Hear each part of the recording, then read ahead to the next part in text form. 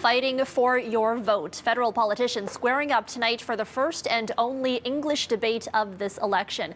We go now to Xiaoli Li reporting from Ottawa with everything you need to know about tonight's debate. Yes.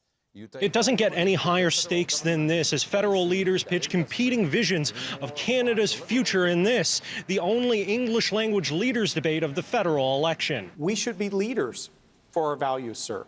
And you've let the Michaels down, and we have to get serious with China. If you want to let the Michaels and get the Michaels home, you do not simply lob tomatoes across the Pacific. That is what Mr. Harper tried for a number of years and didn't get anywhere. You need to engage in a sophisticated way with our allies every step of the way. You have to take the same position on Huawei. And that's exactly. Liberal and conservative leaders locked horns first over the issue of how Canada ought to deal with China on the world stage. Aaron O'Toole has repeatedly stated that Canada must get tough on China, but Justin Trudeau says being belligerent will achieve nothing.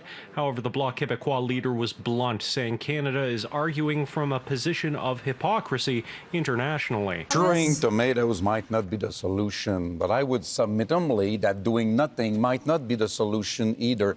The Mr. Trudeau's record on human rights is not perfect.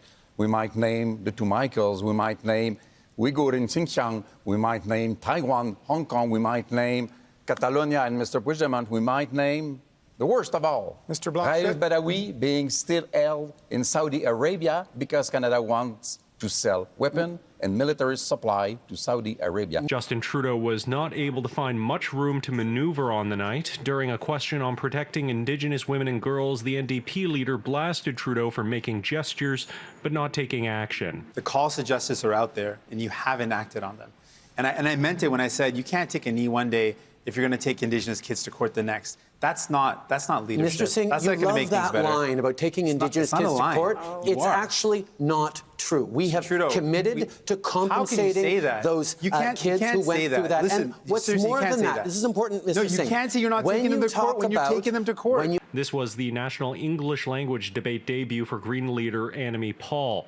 Paul held her own against more experienced federal leaders and underlined the need for the federal government to be consistent in how it talks and acts when it comes to reconciliation. It seems all too often that reconciliation is treated like a buffet. You can opt in for this, pick this plate, but not the other one. And that applies to what we've seen with Mr. Trudeau and the Liberals. You can't, on the one hand, say reconciliation and then go and not allow Mi'kmaq fishers to be able to have a decent, moderate living for all of these years. You can't call reconciliation and then take Indigenous peoples to court. In Ottawa, Xiaoli Li, City News.